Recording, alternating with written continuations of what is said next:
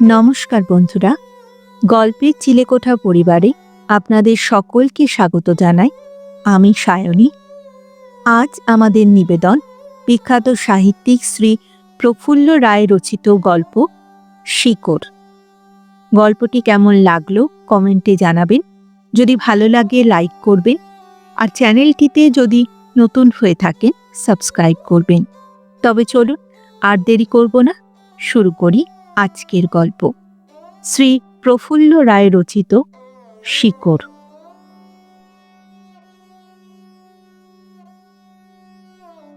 জানালার পাশে একান্ত নিজস্ব ইজি চেয়ারটিতে আতশোয়া ভঙ্গিতে শরীর ছড়িয়ে দিয়ে চা খাচ্ছিলেন রাজমোহন।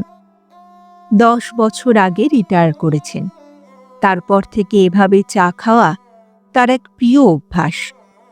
দোতলার এই জানালা দিয়ে পূব এবং দক্ষিণের অনেকটা দূর পর্যন্ত দেখা যায়।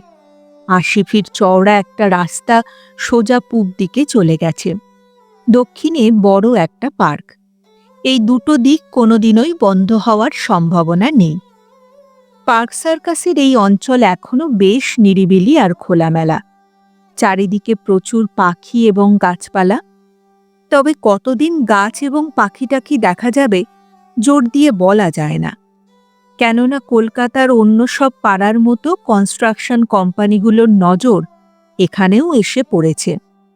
যেভাবে করকরে নতুন নোটের বান্ডিলে অ্যাটাচি কেস বোঝাই করে তারা হানা দিচ্ছে, যাদের জমি জায়গা বা ছোটখাটো বাড়ি আছে তাদের মাথা ঘুরে যাওয়াই স্বাভাবিক। পূব আর উত্তর দিকটা বাদ দিয়ে পশ্চিম এবং দক্ষিণে এর মধ্যেই পুরনো বাড়ি ভেঙে হাইরাইজ অ্যাপার্টমেন্ট হাউস উঠতে শুরু করেছে। এভাবে চললে আর কতকাল? 5-7 বছরে বাক্স টাইপের আমেরিকান আর্কিটেকচারে এ পাড়াও ছেয়ে যাবে। একজন বড় প্রমোটার বার কয়েক রাজমোহনের কাছেও ঘুরে গেছে। 10 কাঠা প্লটের মাঝখানে তার এই দোতলা বাড়িটা ভেঙে তারা 8 তলা হাইরাইজ তুলে একটা গোটা ফ্লোর তাকে দিতে চান। সেই সঙ্গে নগদ যা দিতে চেয়েছে সেটা ব্যাংকে ফিক্সড ডিপোজিট করে রাখলে পরের 5 জেনারেশনকে কিছুই করতে হবে না। পায়ের ওপর পা তুলে জীবন কাটিয়ে দিতে পারবে। কিন্তু রাজমোহন প্রথম দিনই না বলে দিয়েছেন। কিন্তু লোকটার অসীম ধৈর্য। তারপরেও 3-4 বার এসে ধর্ণা দিয়েছে। শেষ পর্যন্ত রূঢ়ভাবেই তাকে তাড়িয়ে দিতে হয়েছে। তিনি এখানে হাইরাইজ তুলতে দেবেন না। রাজমোহনের এই সিদ্ধান্ত মনীষকে খুশি করতে পারেনি। মনীষ তার একমাত্র ছেলে। সে বোঝাতে চেয়েছিল এত ছোট বাড়ি এবং চারপাশে এতটা ফাঁকা জায়গা ফেলে রাখার মানে হয় না। তাছাড়া অতগুলো টাকা ফিরিয়ে দেওয়ার মধ্যে গোয়ার্তুমি থাকতে পারে, কিন্তু দূরদর্শিতা নেই। ছেলের এসব কথার উত্তর দেওয়া প্রয়োজন বোধ করেননি রাজমোহন। তবে তিনি জানেন তার মৃত্যুর পর খুব দেরি করবে না মনীষ। 2 মাস কাটতে না কাটতেই নিজে গিয়ে কনস্ট্রাকশন কোম্পানিগুলিকে ডেকে আনবে। গাছপালা, পাখি, নির্জনতা এসব ব্যাপারে তার বাজে সেন্টিমেন্ট নেই। দেশভাগের 1 মাসের মধ্যে তাদের ঢাকার বাড়ির সঙ্গে এক্সচেঞ্জ করে এখানে চলে এসেছিলেন রাজমোহন। তখন তার বয়স 29। মনীষের 3। মা, বাবা এবং তার স্ত্রী মণিমালা তখনও বেঁচে ছিলেন। সেই যে এসেছিলেন, তারপর 41 বছর কেটে গেল। ঢাকার বাড়ির সঙ্গে অবশ্য এ বাড়ির তুলনা হয় না। সেগুন বাগিচায় প্রায় 1 বিঘে জায়গার মাঝখানে ছিল তাদের মাঝারি মাপের তেতলা। সামনের দিকে বিরাট বাগান, পেছনে পুকুর। ওখানেই রাজমোহনের জন্ম। জীবনের মূল শিকড়টা ঢাকার বাড়িতেই থেকে গেছে। কিন্তু 41টা বছর তো কম সময় নয়। পার্ক সার্কাসের এই বাড়িতে আসার পরপরই বাবা মারা গেলেন। তার বছর 4 বাদে মা। মণিমালাও গত বছর তাকে ছেড়ে চলে গেছেন। মনীষ এখন 44 বছরের প্রৌঢ়। বিরাট মাল্টিন্যাশনাল কোম্পানির সে এক্সিকিউটিভ। পুত্রবধূ পরমা একটা কলেজে লিভ ভ্যাকান্সিতে পড়াচ্ছে।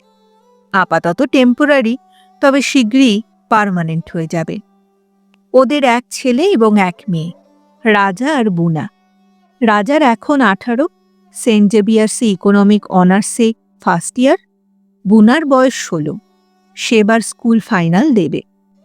রাজমোহন অনুভব করেন ৪১ বছরের তার অস্তিত্বের দ্বিতীয় একটি শিকড় পার্ক সার্কাসের এই বাড়িতে ধীরে ধীরে ছড়িয়ে গেছে। নভেম্বরের বিকেল দ্রুত জুড়িয়ে আসছে। রোদের রং এখন বাসি হলুদের মতো। চায়ে হালকা চুমুক দিতে দিতে অন্যমনস্কর মতো দূরে পার্কটার দিকে তাকিয়ে আছেন রাজমোহন। রোদ যা চোখে পড়ে, আজও ওখানে সেই একই ছবি। কিছু বয়স্ক মানুষ বেঞ্চে বসে আছে, কেউ কেউ সবুজ মাঠের চারপাশে বাঁধানো রাস্তায় অলস ভঙ্গিতে হাঁটাহাঁটি করছে। অজস্র বাচ্চা বল আর ব্যাট নিয়ে কম করে 10টা টেস্ট ম্যাচের আসর বসিয়ে দিয়েছে। রাজমোহনের মস্তিষ্কে অন্য দিনের মতো আজও এলোমেলো নানা ভাবনা ছায়া ফেলে যাচ্ছে। ইদানিং কিছুদিন ধরেই ঢাকার বাড়িটার কথা তার খুব মনে পড়ছে। অ্যালবামে রাখা পুরনো ফটোর মতো স্মৃতির অনেকটাই আবছা হয়ে গেছে। তবু বড় ইচ্ছে হয় একবার ঢাকায় যান। গত জানুয়ারিতে তিনি 70 পেরিয়েছেন। এখনো যদি না যেতে পারেন, আর কখনো যাওয়া হবে না। হঠাৎ কলিং বেলের আওয়াজ কানে ভেসে আসে। নিশ্চয়ই রাজা কি বুনা তাদের কলেজ কিংবা স্কুল থেকে ফিরে এসেছে। জানলার বাইরে চোখ রেখেও রাজমোহন টের পান পরমা ওধারের সিঁড়ি দিয়ে নিচে নেমে যাচ্ছে। একটু পরে ফিরে এসে সে ঘরের দরজার সামনে দাঁড়ায়। ডাকে, বাবা। মুখ ফিরিয়ে তাকান রাজমোহন। পরমা বলে, ঢাকা থেকে এক ভদ্রলোক এসেছে বাবা। নাম বললেন আব্দুল করিম। তার সঙ্গে একটি ছেলে আর একটি মেয়েও আছে। আপনার সঙ্গে দেখা করতে চান। ব্যাপারটা প্রায় টেলিপ্যাথির মতোই। কিছুদিন আগেই ঢাকার কথা ভাবছিলেন রাজমোহন, আর তখনই কিনা করিম সাহেবের খবর নিয়ে এলো পরমা। পার্ক সার্কাসের এই বাড়িটা ৪১ বছর আগে ছিল করিম সাহেবদেরই। নিজের মধ্যে এক ধরনের উত্তেজনা অনুভব করেন রাজমোহন।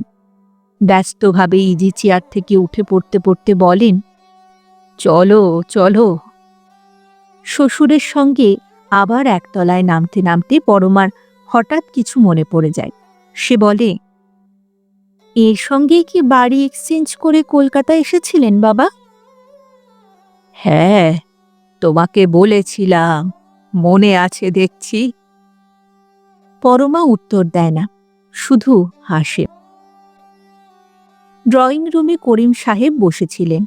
তার বয়স ৭৫-৭৬।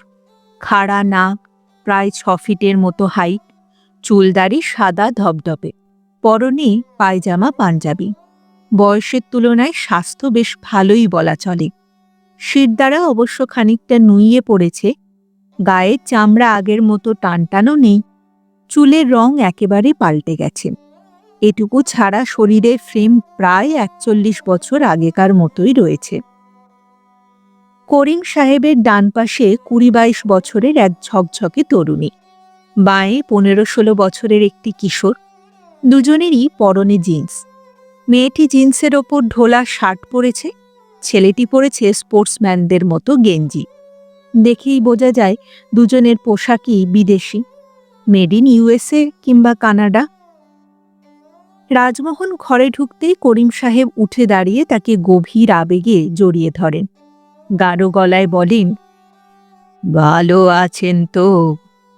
রাজমোহন বলেন, বয়স কম হলো না, একরকম চলে যাচ্ছে। আপনার কথা বলুন। রাজমোহনকে বুকের ভেতর থেকে মুক্ত করতে করতে করিম সাহেব বলেন, আমারও একই কথা। একবার হার্ট অ্যাটাক হয়ে গেছে বুঝলেন, বাঁ কাঁধে আর্থারাইটিস। ২ বছর আগে ছানি কাটিয়েছি। এরপরেও যেটুকু ভালো থাকা যায় তাই আছি। আই অ্যাম হ্যাপি বলে হাসতে থাকেন। বোঝা যায় আয়ুর শেষ প্রান্তে পৌঁছেও তার কোনো রকম তিক্ততা বা হতাশা নেই। কৌতুকের সঙ্গে অম্লরস মিশিয়ে তিনি জীবনের ভালো মন্দকে নিরপেক্ষভাবেই গ্রহণ করেছেন। রাজমোহন হেসে এসে বলেন, বসুন বসুন, দাঁড়িয়ে কেন? দুজনে মুখোমুখি বসে পড়েন। তরুণী এবং কিশোরটিকে দেখিয়ে রাজমোহন বলেন, এরা নিশ্চয়ই আপনার নাতি নাতনি। করিম সাহেব মাথা হেলিয়ে জানান, তহমিনা অর্থাৎ তরুণীটি তার বড় ছেলের মেয়ে, কিশোরটি ছোট ছেলের ছেলে, তার নাম স্বামী।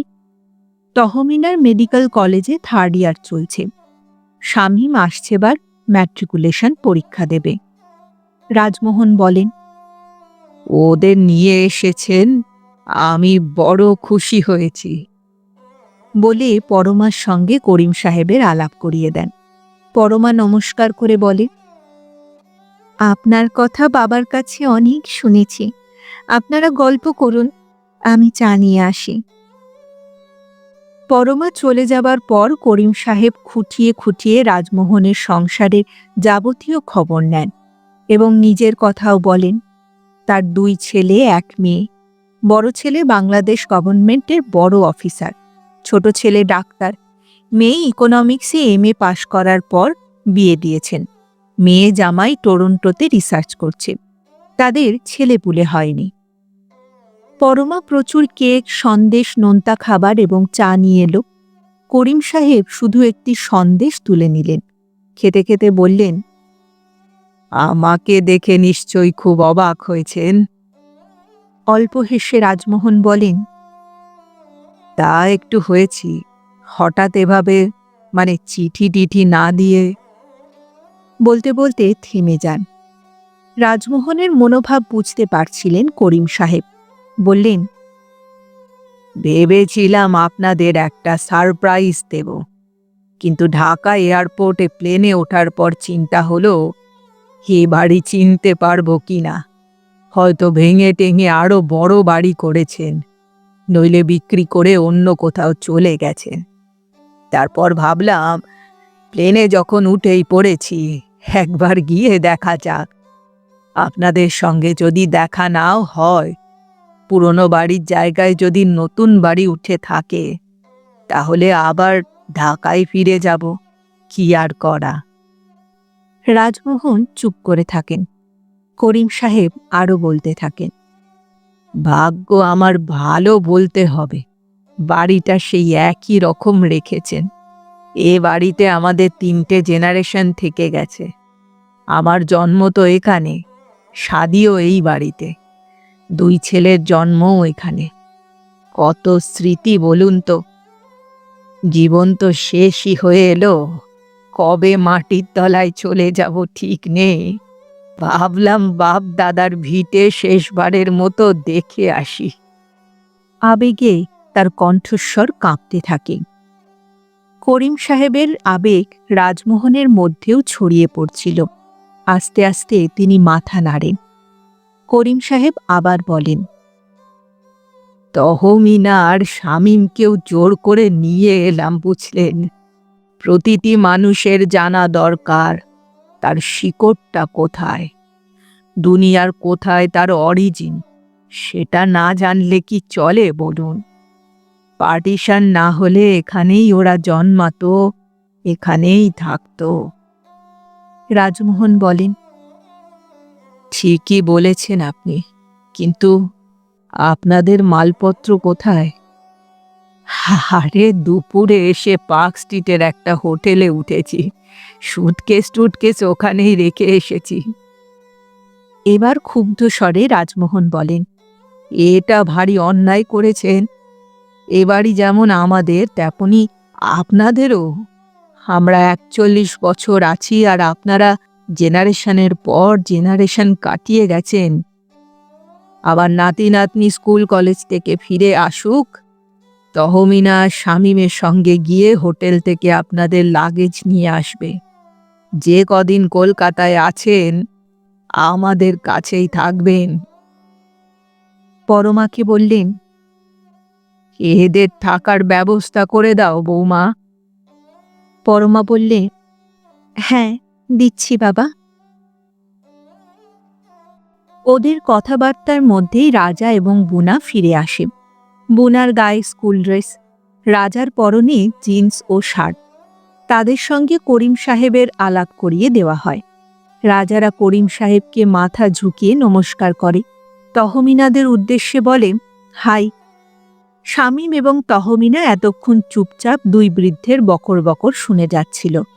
দেখে মনে হচ্ছিল ওদের নিজস্ব এলাকা থেকে টেনে হিচড়ে এমন একটা আবহাওয়ায় এনে ফেলা হয়েছে যেখানে একেবারেই আরাম বোধ করছে না। রাজাদের দেখে দুজনের মুখ চোখের চেহারা একেবারে বদলে গেল। হাত নেড়ে শামীমরাও হাই বলল। করিম সাহেব মজার গলায় বললেন, এখানেও হাইটাই চলছে নাকি? রাজা হেসে হেসে বললে, চলবে না কেন, ওটা international language for the youth. Shamim, Tahmina এবং বুনা সঙ্গে সঙ্গে মাথা ঝাঁকিয়ে সায় দিল। রাজমোহন বললেন, তোকে আর বুনাকে একটা কাজ করতে হবে যে। কি বলো? গ্যারেজ থেকে গাড়ি বার করে তহমিনাদের নিয়ে ওদের হোটেলে যাবি। ওখানে ওদের মালপত্র রয়েছে, সেগুলো আনতে হবে। অলরাইট? একটা কথা তবে মনে রেখো। বলো। যাবে আর আসবে, জোরে ড্রাইভ করবে না, প্রমিস? রাজা রগর করে বলল, দাদু, তোমাদের যা বয়স তাতে এখন ব্যাক গিয়ারে চলছো, আমাদের একটু ফরওয়ার্ড মোশনে চলতে তো দেবে। করিম সাহেব বলে ওঠেন, আমার নাতি নাতনিরাও ঠিক একই কথা বলে, এখনকার ছেলে মেয়েরা সব একই রকম। রাজমোহন রাজাকে লক্ষ্য করে বলেন, তোমাকে যা বললাম তুমি তাই করবে, এর অন্যথা যেন না হয়। তার চোখে মুখে এবং কণ্ঠস্বরে দৃঢ়তা। রাজমোহনের দিকে এক পলক তাকিয়ে হেসে ফেলে রাজা। ওকে ওকে, অল রাইট, একেবারে চিফ অব দ্য আর্মি স্টাফের হুকুম। ঠিক আছে বাবা, তাড়াতাড়ি ফিরে আসবো, র্যাশ ড্রাইভও করব না। ডোন্ট ওয়ারি দাদু। তারপর পরমার দিকে ফিরে বলেন, মা, ভীষণ খিদে পেয়েছে, এখনই খেতে দাও প্লিজ। বুনা ওধার থেকে বলে, আমাকেও দিও মা, বলেই ড্রয়িং রুম থেকে বেরিয়ে যায়। 5 মিনিট পর দোতলা থেকে যখন নেমে আসে, তার পরনেও জিন্স আর শার্ট। কোনো এক স্বয়ংক্রিয় নিয়মে একবার নিজের নাতি নাতনি এবং পরক্ষণেই করিম সাহেবের নাতি নাতনির দিকে তাকান রাজমোহন। না, এই জেনারেশনের পোশাক টোশাকের দিক থেকে ঢাকা আর কলকাতার মধ্যে কোনো তফাৎ নেই। ঝড়ের বেগে খাওয়া সেরে তহমিনাদের নিয়ে চলে যায় রাজা। করিম সাহেব বলেন, মডার্ন জেনারেশনের ছেলে মেয়েরা, সে ঢাকাতেই হোক কি কলকাতাতেই হোক, সব এক ছাঁচ থেকে বেরিয়ে এসেছে। ভাগ্যিস রাজা আর বুনাকে পাওয়া গেল, নইলে ঢাকায় ফিরে যাওয়ার জন্যে শামীমরা আমাকে পাগল করে ফেলতো। সস্নেহে হাসলেন রাজমোহনও। সিঁড়ি দিয়ে দোতলায় উঠতে উঠতে অসীম ঔৎসুকে চারিদিকে তাকাতে থাকেন করিম সাহেব। সিঁড়ির পাশে যে লোহার গ্রিলের রেলিং, তার মাথায় কাঠের কারুকাজ করা ঢাকনা, গভীর মমতায় তার উপর হাত বুলোতে বুলোতে করিম সাহেব বলেন, আমার নানার আব্বা যান ভারী শৌখিন মানুষ ছিলেন, রেলিংয়ে সিমেন্ট ঢালতে দেননি, চীনে ছুতোর ডেকে বার্মাটিক বসিয়েছিলেন। এবাড়ির যত দরজা জানলা সব বার্মাটিকের। দোতলায় নিজের ঘরে এনে করিম সাহেবকে পুরনো আমলের একটা চেয়ারে বসালেন রাজমোহন। পরমাও তাদের সঙ্গে সঙ্গে এসেছিল। নিজের ইজি চেয়ারটিতে বসতে বসতে পুত্রবধূকে রাজমোহন বললেন, করিম সাহেবকে আমার ঘরেই ব্যবস্থা করে দিও। বাড়তি সিঙ্গল বেড খাট একটা আছে না, হাড়ুকে দিয়ে ওটা এ ঘরে এনে বিছানা করে দেবে। আচ্ছা বাবা। তারপর করিম সাহেবকে বলেন, আর 1 কাপ চা হবে নাকি? করিম সাহেব বলেন, এখন আর খাবো না মশাই, বেশি চা খেলে আবার রাত্রিরে ঘুম হয় না। এদিকে সন্ধে নেমে গিয়েছিল। নভেম্বরের মাঝামাঝি এই সময়টায় বিকেলের পর থেকেই মিহি কুয়াশা পড়তে শুরু করে। দূরের পার্ক এবং সামনের রাস্তাটা এর মধ্যেই ঝাপসা হয়ে গেছে। অবশ্য রাস্তার আলো জ্বলে উঠেছে, তবু বাইরে কোনো কিছুই তেমন স্পষ্ট নয়। পরমা সুইচ টিপে ঘরের টিউবলাইট জ্বেলে দেয়। তারপর বলে, আমি এখন যাই বাবা, হারুকে বাজারে পাঠাতে হবে, কিছু দরকার হলে আমাকে ডাকবেন। পরমা চলে যায়। এবার কুণ্ঠিতভাবে করিম সাহেব বলেন, হঠাৎ এসে আপনাদের বড্ড ব্যস্ত করে তুললাম। হোটেলে। রাজমোহন তাকে থামিয়ে দিয়ে বলেন, দয়া করে এই কথাটা আর মুখে আনবেন না। করিম সাহেব হেসে ফেলেন, আপনাকে নিয়ে আর পারা যায় না মশাই। খানিকক্ষণ দুজনে পুরনো স্মৃতির মধ্যেই ডুবে যান। দেশভাগের কথা, দাঙ্গার কথা, পূর্বপুরুষদের ভিটেমাটি থেকে উচ্ছেদ হওয়া শরণার্থীদের কথাও নতুন করে তাদের মনে পড়ে যায়। এরকম একটা দুঃসহ সময়ে কিভাবে বাড়ি এক্সচেঞ্জ করে চিরকালের মতো তারা এপার থেকে ওপারে এবং ওপার থেকে এপারে এসেছিলেন, সেই সব ছবি তাদের সামনে অদৃশ্য কোনো টিভি স্ক্রিনে ফুটে উঠতে থাকে। ঘরের বাতাস ক্রমশ ঘন বিষাদে ভারী হয়ে যায়। একসময় রাজমোহন বলেন, চলুন করিম সাহেব, আপনার বাড়িটা একবার ঘুরে দেখা যাক। এই বাড়ি যখন এক্সচেঞ্জ করা হয় কিছুই নিয়ে যাননি করিম সাহেব। আসবাবপত্র সবই ফেলে রেখে খালি হাত পায়ে চলে গিয়েছিলেন। রাজমোহনরাও ঢাকার বাড়ি থেকে এক টুকরো কাঠও আনতে পারেনি। রাজমোহন বলেন, একটা কথা জানতে বড় ইচ্ছে হয়। উৎসুক চোখে তাকান করিম সাহেব। শুনেছি ঢাকা নাকি একেবারে বদলে গেছে।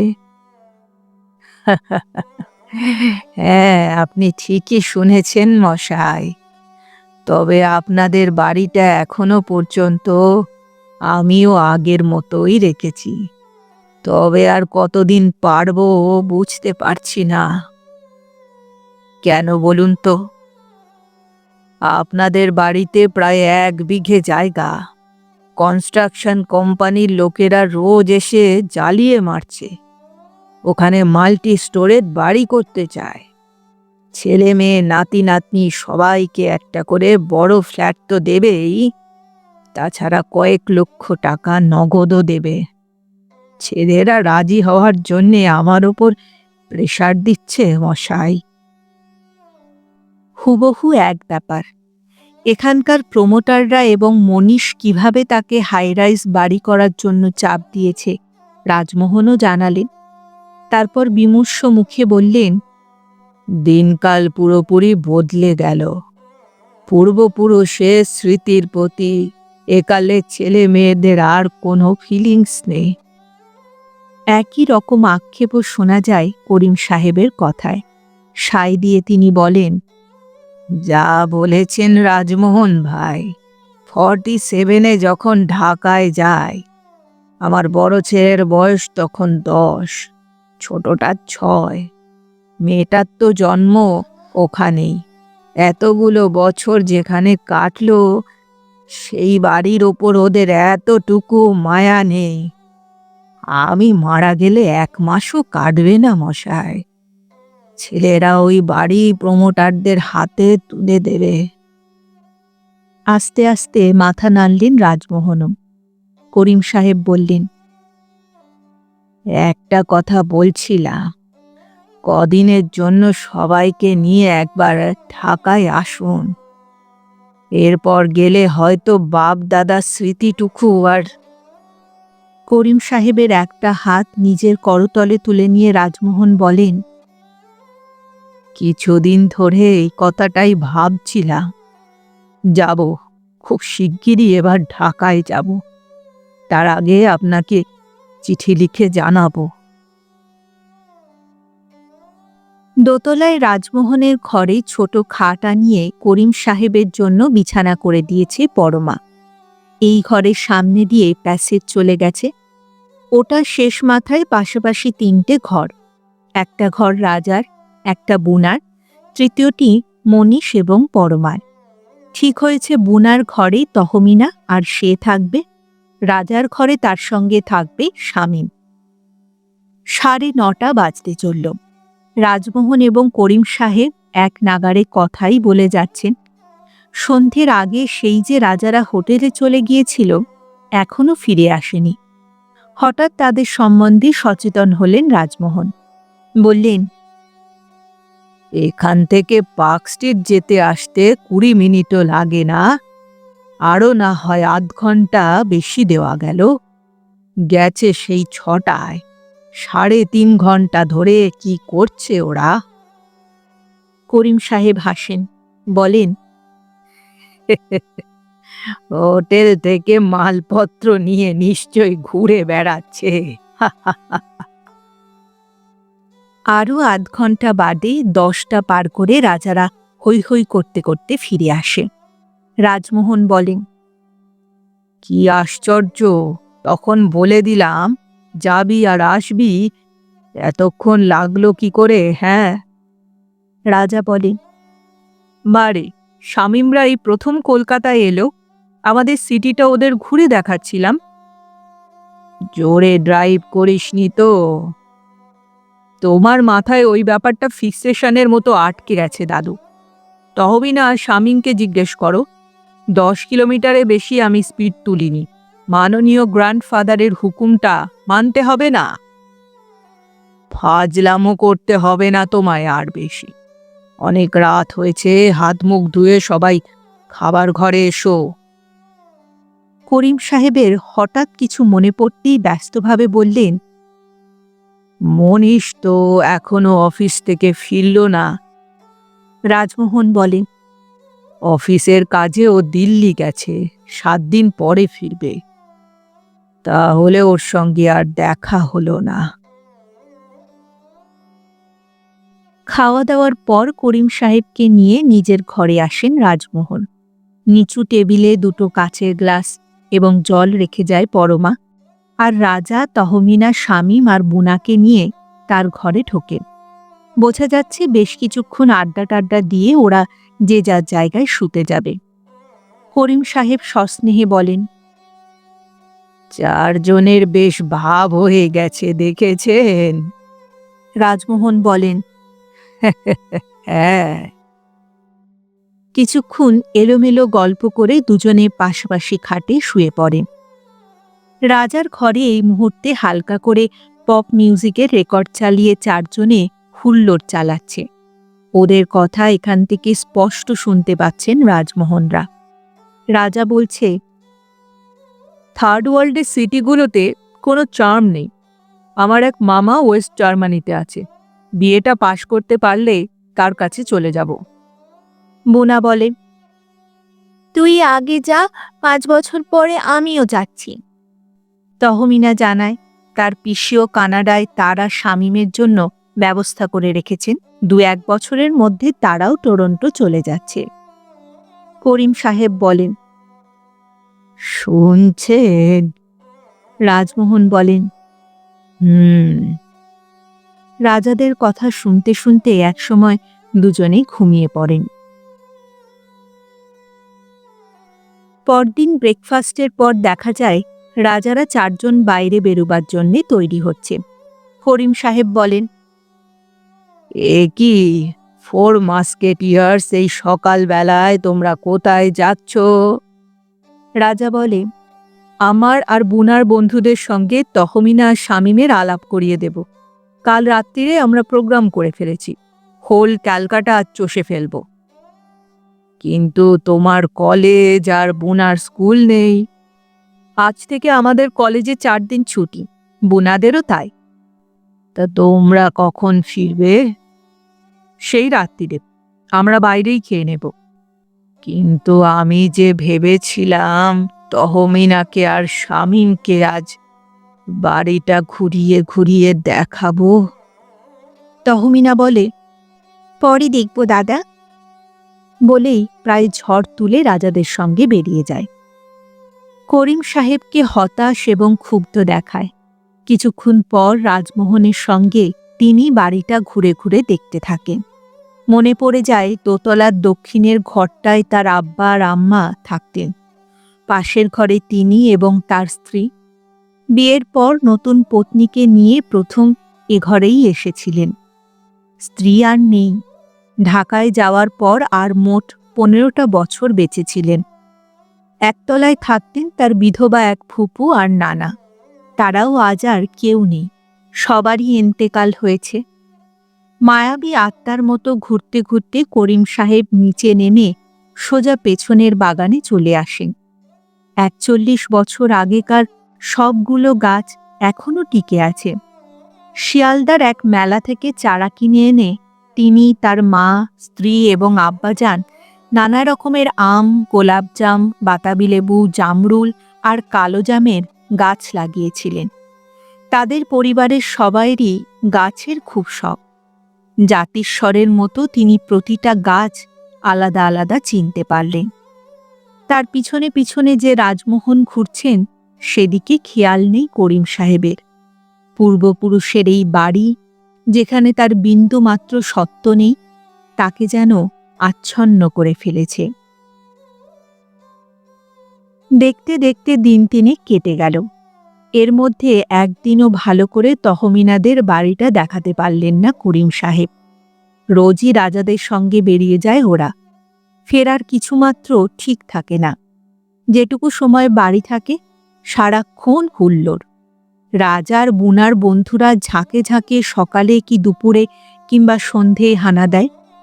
রাজমোহন এবং করিম সাহেব যখন 41 বছর আগে স্মৃতির জগতে ফিরে যান, ওরা তখন computer, pop music, cricket, world cup, West Germany, Japan, Canada, America ইত্যাদি নিয়ে বহু দূরে চমকপ্রদ এক পৃথিবীর দিকে উদ্ভ্রান্তের মতো ছুটে চলেছে। ওদের কোনো পিছুটান নেই। 5 দিন পর করিম সাহেবদের প্লেনে তুলে দেবার জন্যে রাজমোহনরা সবাই দমদমে এলেন।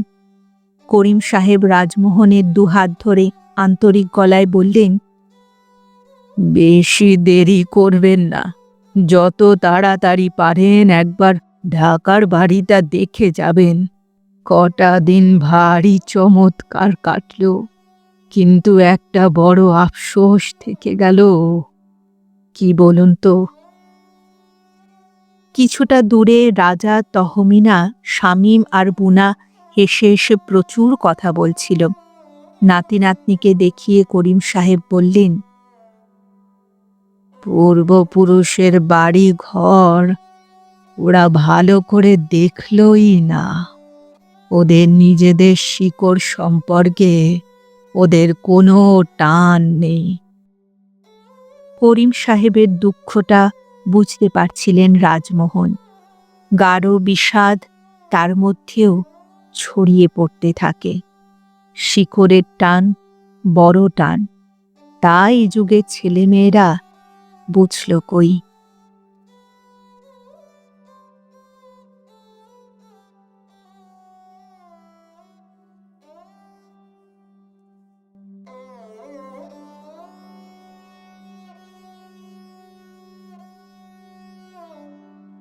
শুনছিলেন আজকের গল্প শ্রী প্রফুল্ল রায় রচিত শিকড়।